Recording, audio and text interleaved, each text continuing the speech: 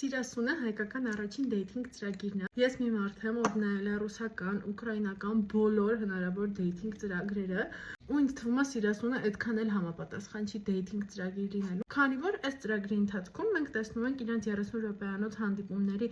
այն 10 րոպե, որը որ հետաքրքիր է TV-ում ցույց տալու համար։ Բայց ինձ թվում է ավելի հետաքրքիր կլիներ ու ընդհանրապես հեռուստադիտողին ավելի հետաքրքիր է ցույց տալ այդ ինսայդները, իրանց տան շփումը, թե մասնակիցները ինչ փոխհարաբերություններ ունեն ընդհանուր տանը, ինչպես են շփվում, ոնց են կազմակերպում իրանց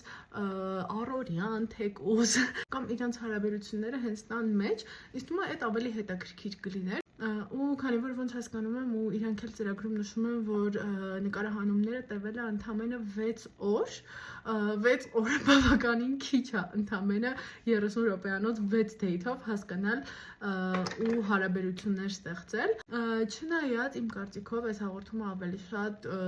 20 միլիոն գումարի մասին է, քան հարաբերությունների, որովհետև առանց բացառությունների բոլորը շահագրգռված են 20 միլիոնի համար։ Թեպետև մենք ասում ենք, որ սա դեյթինգ ծրագիր է, բայց բոլորը եկան այստեղ գումարի համար։ Մի քիչ այդ պահին ինչ-որ դիսոնանս է ստեղծում, կարծես։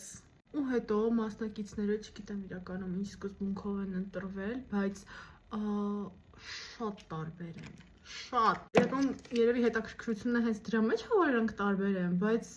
չգիտեմ, ինչ-որ 21 տարեկան Իլոնային ուղարկում են 48 տարեկան Հակոբի հետ հանդիպման, ու իրանք ուղղակի նստում են խոսում են ինչ-որ, չգիտեմ, ընդհանրապես է դեյթի նման էլ չի, դեյթի ժամանակ ինչ են քննարկում, Վարդանը գալիս է հոգեբանական վերլուծություններ անում, եթե կհիշեք ժամանակին ինչ-որ Ցոլակ Գասպարյան կար, որ հոգեբանական վերլուծություններ էր անում TV-ով, ինձ Վարդանը շատ հիշացնում է այդ Ցոլակին իրականում, եթե հիշում եք գրեք մեկնաբանություններում։ Քանի որ այս վիդեոն շատ երկար ստացվեց, 6-րդ էպիզոդը կմեկնաբանեմ հաջորդ վիդեոյում։